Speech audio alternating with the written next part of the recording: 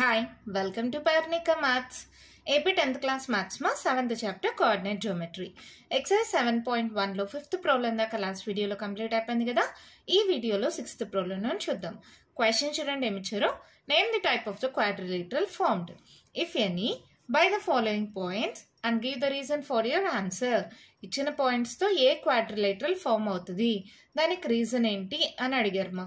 మీకుండే క్వాడ్రిలేటరల్స్ చూడండి, స్క్వేర్ అంటే ఆల్ సైడ్స్ ఈక్వల్ అవుతుంది, అంటే AB equals to BC equals to CD equals to DA అవుతుంది. మళ్ళీ డయాగ్నల్స్ కూడా ఈక్వల్ అవుతుంది, బీడి ఈక్వల్స్ టు ఏసీ లేదంటే ఏసీ ఈక్వల్స్ టు బీడి, అది స్క్వేర్. దాంట్లోనే రాంబస్ చూడండి, రాంబస్ ఏంటంటే ఇక్కడ కూడా all sides equal, AB equals to BC equals to CD equals to DA, కానీ ఇక్కడ డయాగ్నల్స్ నాట్ ఈక్వల్ మా, AC is not equals to BD. Square కి రాంబస్ కి డిఫరెన్స్ అర్థమైందా? స్క్వేర్ అయితే sides equal, diagonals equal. Rhombus అయితే sides equal, diagonals not equal. ఇక్కడ diagonals equal అవుతాయి, ఇక్కడ నాట్ ఈక్వల్ అవుతాయి. స్క్వేర్ కి రాంబస్ కి డిఫరెన్స్ అది. నెక్స్ట్ రెక్టాంగిల్ చూడండి, ఆపోజిట్ సైడ్స్ ఈక్వల్ అవుతాయి, అంటే ఏబిసిడి ఈక్వల్ అవుతాయి, బీసీఏడి ఈక్వల్ అవుతాయి. ఫిగర్ ని బట్టి మారుతూ ఉంటుంది మా. ఈ ఫిగర్ లో ఏబిసిడి ఈక్వల్ అవుతాయి, బీసీఏడి ఈక్వల్ అవుతాయి, అవునా? అలాగే డయాగ్నల్స్ కూడా ఈక్వల్ అవుతాయి, ఏసీ ఈక్వల్స్ టు బీడి, అవునా? అదే రెక్టాంగిల్ ప్యారలలోగ్రామ్ అయితే ఆపోజిట్ సైడ్స్ ఈక్వలే, ఏబి ఈక్వల్స్ టు సిడి అవుతుంది, బీసీ ఈక్వల్స్ టు ఏడి అవుతుంది, కానీ దీంట్లో డయాగ్నల్స్ నాట్ ఈక్వల్ అవుతాయి. అర్థమైందా? రెక్టాంగిల్ కి ప్యారలలోగ్రామ్ కి డిఫరెన్స్ ఏంటి? దీంట్లో డయాగ్నల్స్ ఈక్వల్, దీంట్లో డయాగ్నల్స్ నాట్ ఈక్వల్. గుర్తుంటుందా? Next trapezium. ట్రెపీజియం అంటే ఆల్ సైడ్స్ నాట్ ఈక్వల్ మా, AB is not equals to BC is not equals to CD is not equals to DA. ఓకేనా? ఇవే మీకున్న క్వాడ్రిలేటరల్స్. గుర్తుంటాయా? స్క్వేర్ అయితే అన్ని sides equal, diagonals equal.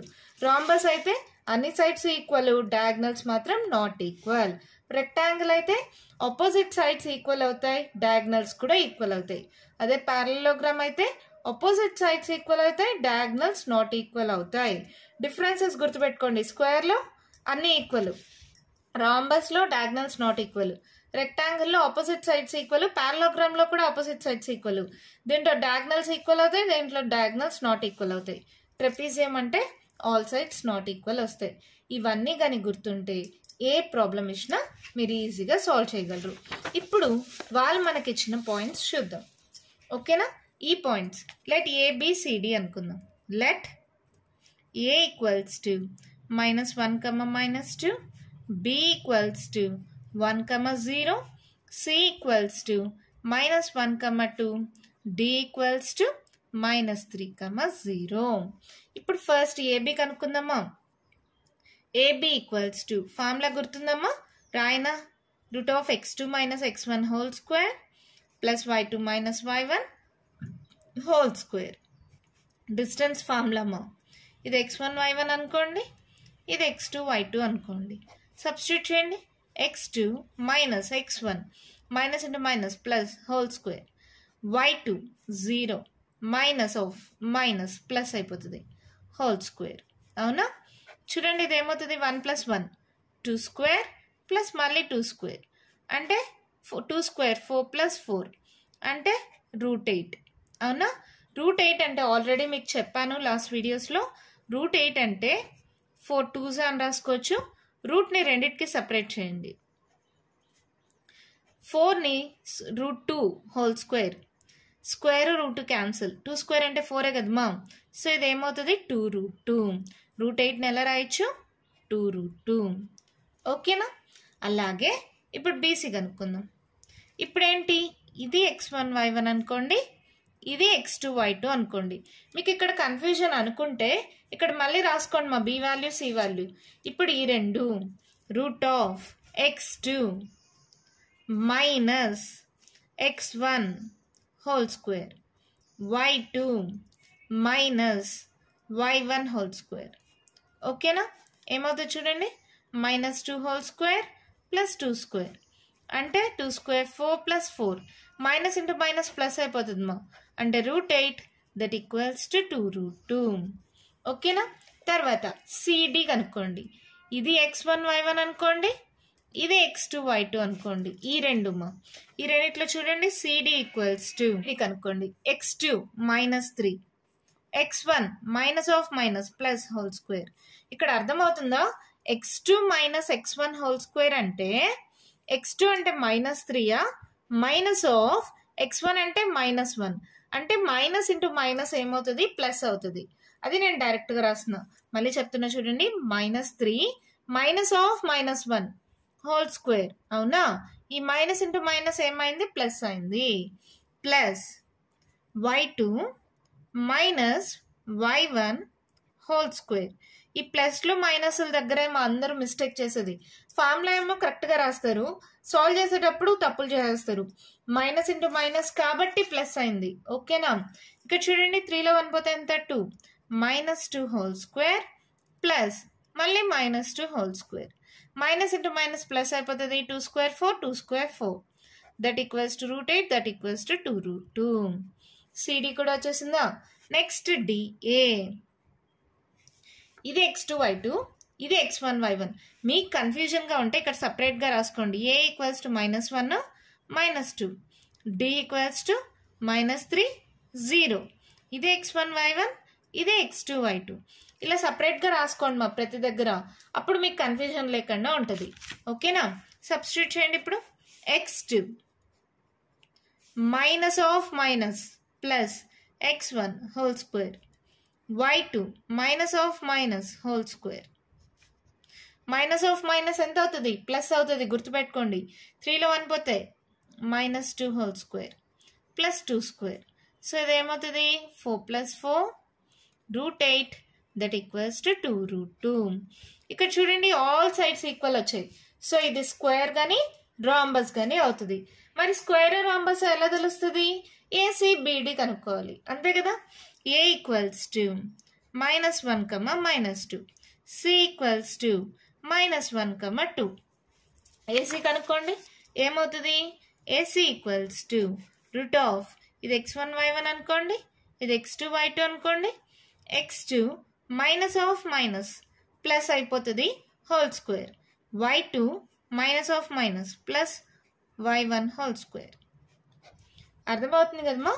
y2 minus y1, minus into minus plus అయింది. 1లో 1 పోతే ఎంత? 0. సో ఇది వదిలేయచ్చు. ఇది 2 square, 2 + 2 4 square, square √2 cancel, that equals to 4. అర్థమైందా?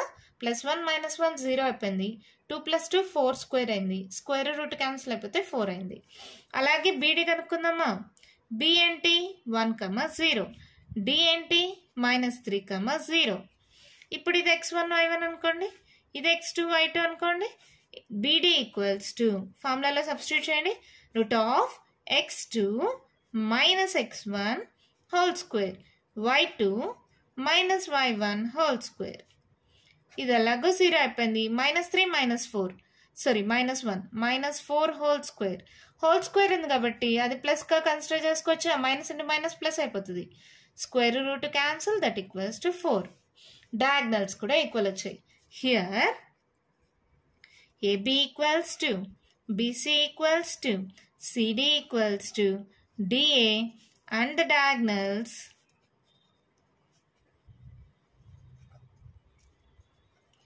AC equals to BD. ఎప్పుడైతే సైడ్స్ డయాగ్నల్స్ రెండు ఈక్వల్ అవుతాయో, therefore the given points ఏంటిమా? ఏం ఫామ్ అవుతుంది? Square. therefore the given points forms a square.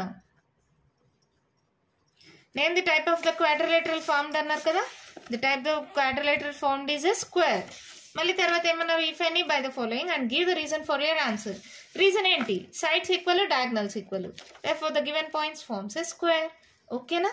అర్థమైందా? ఇలాంటి మోడల్లోనే దీంట్లోనే సెకండ్ వన్ ఉంది. చేద్దామా మరి? లో సెకండ్ వన్ మా క్వశ్చన్ చూడండి. ఇక్కడ 4 పాయింట్స్ ఇచ్చారు కదా. సో ఎలా తీసుకుంటాం? Let a equals to -3, 5, b equals to 3, 1, c equals to 0, 3 and d equals to -1, -4. Same దానిలాగే ABBCCDDA కనుక్కుందాం. AB ఈక్వల్స్ టు ఒక్కసారైనా ఫార్ములా రాద్దామా? √x2 - x1 whole square plus y2 - y1 whole square. So ఇది ఏమవుతుంది, ఇది x1 y1 అనుకోండి, ఇది x2 y2 అనుకోండి. సబ్స్టిట్యూట్ చేయండి. x2 minus of minus, minus into minus plus whole square, y2 minus y1 whole square.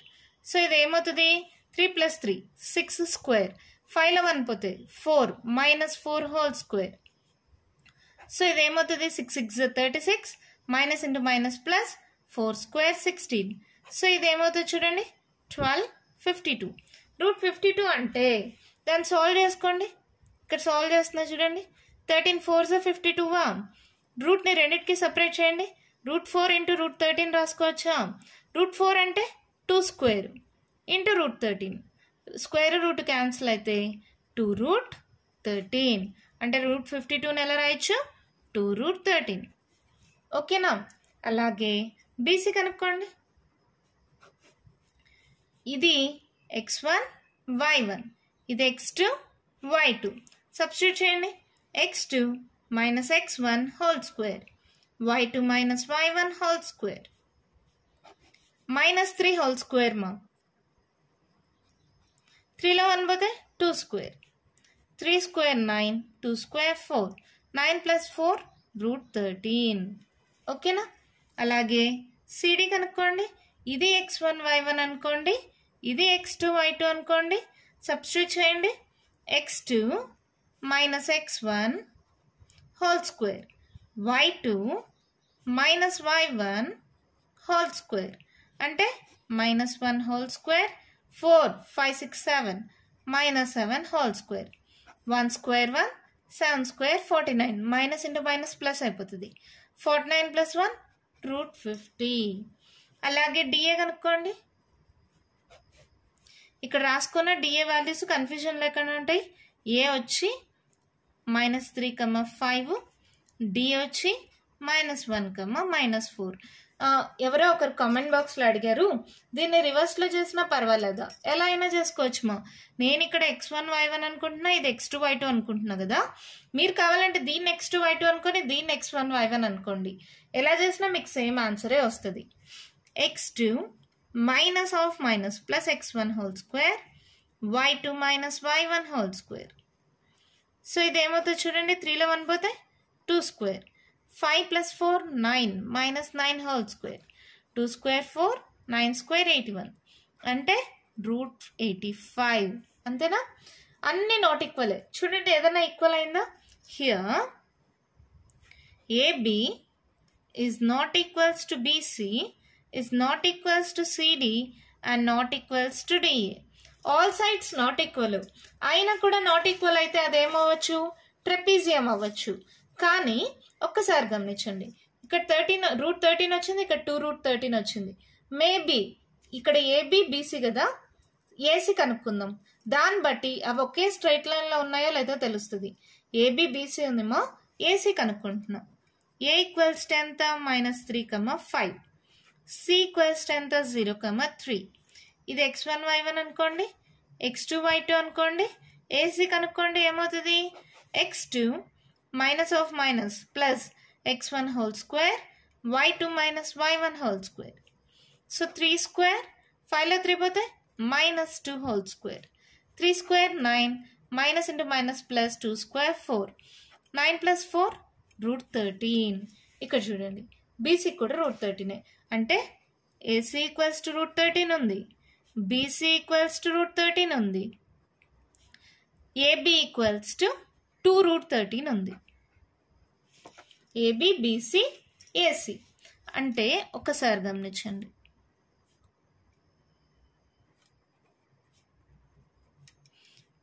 AC అంత route 13, BC అంత, BC అన్న సిబి అన్న ఒకటి, ఇది రూట్ 13.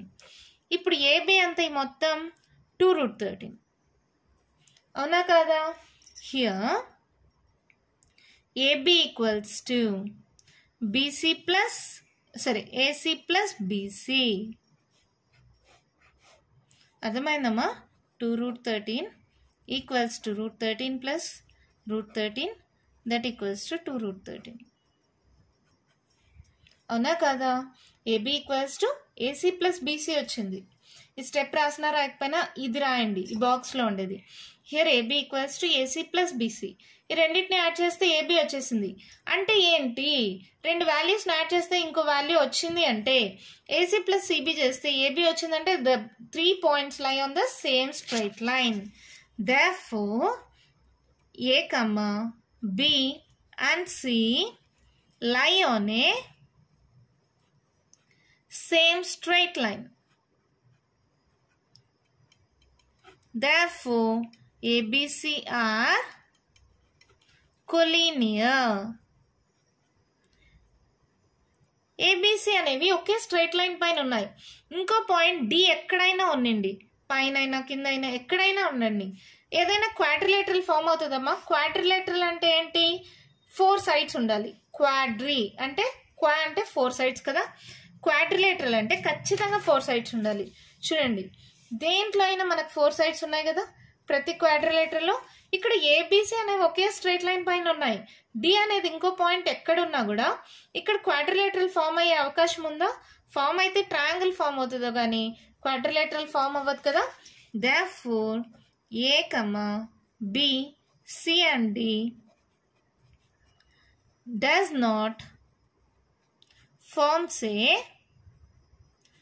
quadrilateral. అంతే, మన ప్రాబ్లం కంప్లీట్ అయిపోయింది. మళ్ళీ చెప్తాను, కేర్ఫుల్గా వినండి. ABBCCDDA కనుక్కున్నాం, అవన్నీ నాట్ ఈక్వల్ వచ్చాయి. నాట్ ఈక్వల్ వస్తే అది ట్రెపీజియం అయ్యే అవకాశం ఉంది. కానీ ఇక్కడ ఏంటంటే ABBC గమనిస్తే ఇక్కడ 2√13 ఇక్కడ √13 వచ్చింది. సో ABBC, సో ఏసీ కనుక్కున్నాం. BB కామన్ తీస్తే ఇంకా మిగిలింది ఏంటమ్మా, ఏసీ కదా. సో ఏసీ కనుక్కున్నాం, ఏసీ కూడా √13 వచ్చింది. ఏసీని బీసీని యాడ్ చేస్తే ఏబీ వచ్చేసింది. అంటే ఏంటి, ఏబిసి అనేవి ఒకే స్ట్రైట్ లైన్ పైన ఉన్నాయి. అంటే ఏబిసి అనేవి కొలీనియర్. ఎప్పుడైతే ఏబిసి అనేవి కొలీనియర్ అవుతాయో ఇంకో డి అనే పాయింట్ ఎక్కడైనా ఉన్నాయి, ఫామ్ అయితే ట్రయాంగిల్ ఫామ్ అవుతుందే కానీ క్వాడ్రిలేటరల్ ఫామ్ అయ్యే అవకాశం లేదు. కాబట్టి ABC and D do not form a quadrilateral. అర్థమైందా ప్రాబ్లము? మరి దీంట్లోనే థర్డ్ వన్ చూద్దామా. థర్డ్ వన్ మా క్వశ్చన్ చూడండి. 4,5, 7,6, 4,3, 1,2. Let A equals to 4,5, B equals to 7,6, C equals to 4,3 and D equals to 1,2. Same దీనికి కూడా అంతే. ABBCCDA కనుక్కోండి. AB ఈక్వల్స్ టు ఇది x1 y1 అనుకోండి, ఇది x2 y2 అనుకోండి. root of x2 minus x1 whole square plus y2 minus y1 whole square. x2 ఎంత 7 minus x1 ఎంత 4 whole square. y2 6 y1 5 whole square. So 7లో 4 పోతే ఎంత 3 square. 6లో 5 పోతే ఎంత 1 square. సో 3 square ఎంత 9, 1 square 1. సో √9 + 1 అంటే √10. ఒకవేళ రాసిన 2 5s వస్తుంది కాబట్టి √10 అలాగే పెట్టేసేయండి. బీసీ కనుక్కోండి. ఇది x1 y1 అనుకోండి, ఇది x2 y2 అనుకోండి. సబ్స్టిట్యూట్ చేయండి మా. x2 minus x1 whole square, y2 minus y1 whole square. 7లో 4 పోతే ఎంత -3 whole square. 6లో 3 పోతే మళ్ళీ 3a -3 whole square. 3 square 9 plus 3 square 9. 9 plus 9 18. 9 2s 18 కాబట్టి దాన్ని రాయొచ్చా? చూడండి, √18 అంటే 9 2s కదా. సో √9 అంటే 3 square into √2. Square root cancel, 3√2. ఓకేనా, అర్థమైందా? నెక్స్ట్ అలాగే సిడి చేయండి. ఇది x1 y1 అనుకోండి, ఇది x2 y2 అనుకోండి. సబ్స్టిట్యూట్ చేయండి మా. x2 minus x1 whole square, y2 minus y1 whole square. 4లో 1 పోతే 3 -3 whole square. 3లో 2 పోతే 1 -1 whole square. 3 square ఎంత 9, 1 square 1. 9 + 1 √10. ఓకేనా? అలాగే ఏడి చేయండి. ఏడి కానీ డిఏ కానీ ఎలా అయినా సరే, ఫస్ట్ది లాస్ట్ది. ఓకేనా? x2 minus x1 whole square, y2 minus y1 whole square. ఏమవుతుంది చూడండి, 4లో 1 పోతే minus 3 whole square, 5లో 2 పోతే minus 3 whole square, minus into minus plus అయిపోతుంది, 3 square 9 plus 9, 9 plus 9 18. సో ఏమవుతుంది రూట్ 18 అంటే 3 రూట్ 2. ఇక్కడ చూడండి ఆపోజిట్ సైడ్స్ ఈక్వల్గా ఉన్నట్టున్నాయి. Here AB equals to CD and BC equals to DA. AB equals to CD, ABCD, BC DA ఈక్వల్గా ఉన్నాయి. ఇప్పుడు ఇది పారలోగ్రామా లేకపోతే రెక్టాంగిలా? ఆపోజిట్ సైడ్స్ ఈక్వల్ అయితే పారలోగ్రామ్ కానీ రెక్టాంగిల్ కానీ అవ్వాలి. దాంట్లో ఎలా తెలుస్తుంది మనకి? డయాగ్నల్స్ కనుక్కుందాం. డయాగ్నల్స్ ఈక్వల్ అనుకో రెక్టాంగిల్, డయాగ్నల్స్ నాట్ ఈక్వల్ అనుకో పారలోగ్రామ్, అంతే కదా. ఏసీ కనుక్కోండి, ఏసీ అన్న సిఏ అన్న ఏదైనా ఒకటేమో, మీకు కన్ఫ్యూజన్ లేకుండా ఉండాలంటే ఏసీ అని రాసుకోండి. ఏసీ ఇక్కడ వాల్యూస్ రాసుకోండి. ఏ వచ్చి 4,5, సి వచ్చి 4,3. ఇది x1 y1 అనుకోండి, ఇది x2 y2 అనుకోండి. ఏసీ సబ్స్టిట్యూట్ చేయండి. x2 minus x1 whole square, y2 minus y1 whole square. 4లో 4 పోతే 0 కదమ్మా. సరే 5లో 3 పోతే ఎంత? 2 minus 2 whole square. అంటే square root cancel, minus into minus plus అయిపోతుంది. లేదంటే ఇలా రాసుకోండి, మైనస్ ఇంటూ మైనస్ ప్లస్ అయింది, స్క్వేర్ రూట్ క్యాన్సిల్ 2. ఓకేనా? అలాగే బీడీ కనుక్కోండి. బి ఏంటి? 7,6, డి ఏంటి? 1,2. ఇది x1 y1 అనుకోండి, ఇది x2 y2 అనుకోండి. సాల్వ్ చేయండి. Root of x2 minus x1 whole square, y2 minus y1 whole square. 7లో 1 పోతే ఎంత? 6 స్క్వేర్, 6లో 2 పోతే 4 మైనస్ 4 హోల్ స్క్వేర్. 6 స్క్వేర్ ఎంత? Minus into minus plus, 6 square 36, minus into minus plus 4 square 16, 6 12 carry on 3 4 5 root 52. ఈ రెండు not equal వచ్చాయి. So ఏం చెప్పచ్చు దాన్ని బట్టి?